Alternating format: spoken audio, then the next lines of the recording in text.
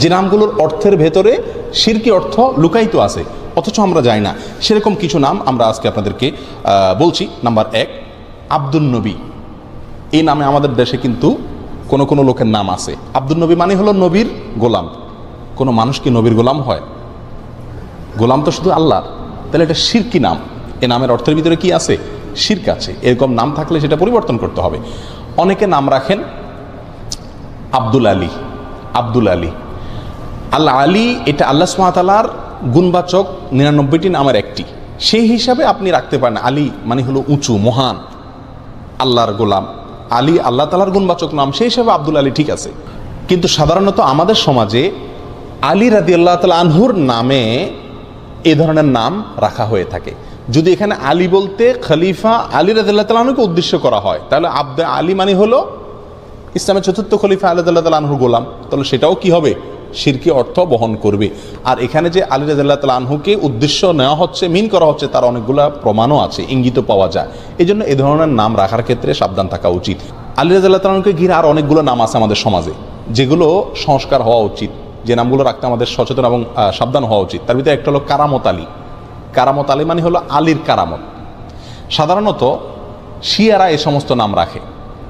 তো এগুলো আমাদের সমাজে চলে আসছে, কারণ এককালে এক সময় আমাদের দেশে যখন আলেমুলামা ছিলেন না এত, এবং ওই কাবুলিওয়ালারা আফগান থেকে, ইরান থেকে মানুষ ব্যবসার জন্য আসছে বা নানা কারণে আসছে এই দেশে, শিয়ারা আসছে, তাদের খুব প্রভাব ছিল, এবং যারা তখন রাষ্ট্র পরিচালনা করতেন, ক্ষমতায় ছিলেন, তাদের ভেতরে শিয়াদের বিরাট প্রভাব ছিল। এই জন্য আমাদের সাধারণ মানুষেরা নামের জন্য এদের কাছে যেত, আর এরা এই সমস্ত নাম দিত যে সমস্ত নামের সাথে শিয়াদের আকীদা মিশে আছে, এবং সেগুলো আমরা এখনও রেখে চলছি, ওইটার অর্থ হয়তো খেয়াল করি না। কারামত আলী মানে হলো আলী রাদিয়াল্লাহু তাআলার কারামত। যেহেতু ওরা আলী রাদিয়াল্লাহু তাআলা আনহুকে খুব বেশি ভক্তি করে, অতিভক্তি করে, এই জন্য সব নামের মধ্যে আপনারা আলী, হাসান, হোসেন এই 3 নাম পাবেন। আমাদের দেশে যত নাম আছে বেশিরভাগ বা বিরাট একটা অংশ আছে নামের, যে নামের শেষে কি পাবেন? আলী অথবা হাসান অথবা হোসেন। শরবত আলী, কারামত আলী, কামরুল হোসেন, দেলোয়ার হোসেন। এখানে যদি খোঁজেন এই মজলিসে, তো আমার মনে হয় অর্ধেকের বেশি নাম পাবেন যাদের নামের শেষে হয় হাসান আছে, আর না হোসেন আছে, আর না হয় আলী আছে। এটা ওখান থেকে আসছে। আমরা হয়তো সেই দৃষ্টিকোণ থেকে রাখি না, কিন্তু এগুলার থেকে আমাদের বের হয়ে আসা উচিত। রাসূল আকরাম সাল্লাল্লাহু আলাইহি সাল্লামের প্রতি মহব্বত থেকে তার প্রিয় দৌহিত্র হাসান হোসেনের নামে নাম রাখেন, খুব ভালো কথা। আলী রাদিয়াল্লাহু তাআলা আনহুর প্রতি মহব্বতের কারণে আহলে বাইতের সদস্য সেই হিসেবে তার নামে নামকরণ করেন, কোনো সমস্যা নাই। কিন্তু আপনার নামের সঙ্গে এই 3 জন সাহাবীর নাম শুধু লাগাচ্ছেন, কই নামের শেষে আবু বকর লাগান না, ওমর লাগান না, তাহলে শুধু এই 3 জনের নাম কেন লাগাচ্ছেন? বোঝা গেল এগুলোর পেছনে শিয়াদের বদ আকীদা এবং দুর্বসন্ধিমূলক চিন্তা এবং দৃষ্টিভঙ্গি রয়ে গেছে, আর সেটাই আমাদের সমাজে এখনও বলবৎ আছে। বিধায় এগুলো রাখতে আমাদের একটু সচেতন হওয়া উচিত। অনেকে নাম রাখেন রহমত আলী। রহমত আলী, রহমত আলী মানে আলীর রহমত। রহমত হবে আল্লাহর। ওই যে বললাম, এখানে আলী যদি আল্লাহর গুণবাচক নাম উদ্দেশ্য হয় তাহলে ঠিক আছে, কিন্তু সেটা হওয়ার সম্ভাবনা কম। অনেকে নাম রাখেন ফজলে আলী। ফজলে আলী মানেও কি? আলীর দয়া। তো এটাও মানে যদি আলী তার মিন হয় এখানে উদ্দেশ্য হয়, তাহলে এটাও ঠিক হয় না। অনেকে নাম রাখেন গাউসুল আজম। অনেকে আব্দুল কাদের জিলানী রাহমাতুল্লাহ আলাইহিকে বলে কি গাউসুল আজম। গাউসুল আজম মানে হলো সবচেয়ে বড় সাহায্যকারী, রক্ষাকারী। যিনি সবচেয়ে বড় রক্ষাকারী তো আল্লাহ সুবহানাহু ওয়া তাআলা। এটা কোনো মানুষকে বলা যায় না, অতএব এটাও শিরকি নাম। এ নামের অর্থের ভিতরে শিরক আছে। অনেকে নাম রাখেন নবী। আমার পরিচিত গ্রামের ভিতরে একজন আছে, তার নাম হলো নবী। অনেকে নাম রাখেন নূর নবী। নূর নবী মানে নবীর নূর। এই সমস্ত নামগুলো একেবারেই অনর্থক এবং অশুদ্ধ নাম। অনেকে নাম রাখেন রাসূল আমিন। আমার দেশে কোনো কোনো লোকের নাম আছে কি রাসূল আমিন। রাসূলুন আমিন, এটা আমাদের রাসূল আকরাম সাল্লাল্লাহু আলাইহি ওয়াসাল্লামের একটা বৈশিষ্ট্য যে তিনি আমানতদার রাসূল। এখন আপনি আপনার ছেলের নাম রাখলেন রাসূল আমিন, এটা খাটে না, একেবারেই অশুদ্ধ একটি নাম। অনেকে নাম রাখেন রসুলুল্লাহ। আমি দেখছি রসুল্লাহ নামের লোক আমাদের দেশে। রসুলুল্লাহ মানে কি? আল্লাহর রসুল। তো কীভাবে আল্লাহ রসুল হলো? এটা তো একেবারেই অশুদ্ধ একটা নাম। কথা বুঝে আসছে? অনুরূপভাবে আরেকটা অশুদ্ধ নাম আছে আব্দুস সুবহান। অনেক আলেমের নামও পাওয়া যায় আব্দুস সুবহান। আব্দুস সুবহান এই নামটাও ঠিক না। কেন ঠিক না? কারণ আব্দুন যোগ করে নাম রাখা যাবে আল্লাহর 99টা নামের শুরুতে। আল্লাহর 99টি গুণবাচক নামের শুরুতে আব্দুন যোগ করে আপনি কি করতে হবে? রাখতে হবে। কারণ আল্লাহর নামগুলো নির্ধারিত।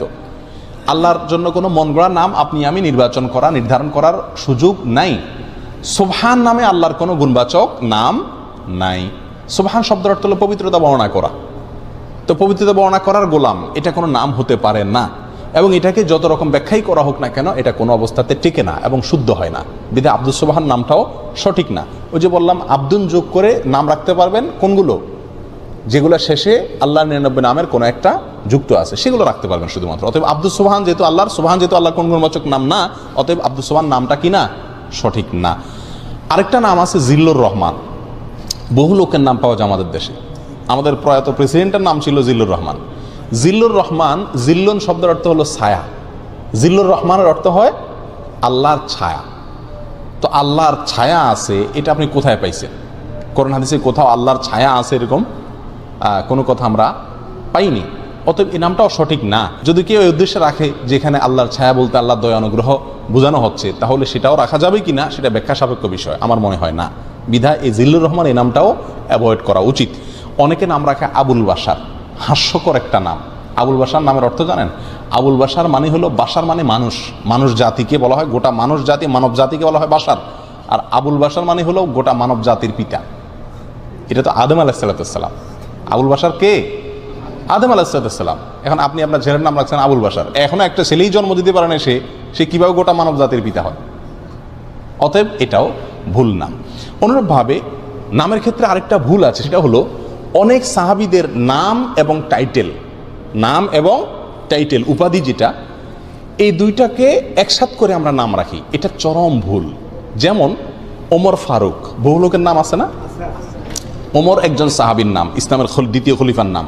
আপনি ওনার প্রতি মহব্বত রেখে, ওনার প্রতি মহব্বতের কারণে আপনার ছেলের নাম ওমর রাখলেন, একটা শিশুর নাম ওমর রাখলেন, ঠিক আছে রাখেন, কিন্তু তার নাম ওমর ফারুক রাখা ঠিক না। আবু বকর রাদিয়াল্লাহু তাআলার প্রতি মহব্বতের কারণে আপনি আপনার একটা শিশুর নাম রাখলেন আবু বকর, রাখেন, সমস্যা নেই, কিন্তু আবু বকর সিদ্দিক হয় না। কারণ সিদ্দিক এটা ওনার টাইটেল, এটা পৃথিবীতে আর কোনো আবু বকরের সাথে যুক্ত হবে না। আপনি ওসমান রাখলেন, সাথে গনি রাখেন। আমাদের দেশে বেশিরভাগ লোক দেখেন না, ওসমান রাখলে অবশ্যই সাথে কি আছে? গনি আছে। না ভাই, ওসমান রাখলে আর গনি রাখবেন না। কারণ ওসমান রাদিয়াল্লাহু তাআলার মহব্বত আপনি ওসমান রাখছেন ঠিক আছে, কিন্তু গনি মানে ধনী, এটা ওনার উপাধি, এটা আর কারোর সাথে যুক্ত হবে না। কথা বুঝে আসছে? আবু আইয়ুব একজন সাহাবী, যিনি হিজরতকারী সাহাবীদেরকে অনেক নসরত করছেন, সাহায্য করছেন, এই জন্য ওনার নাম হয়ে গেছে আবু আইয়ুব আনসারি। উনি আনসার ছিলেন সেজন্য। এখন আপনি আপনার ছেলের নাম রাখলেন আবু আইয়ুব আনসারি, সে আনসার কবে হলো?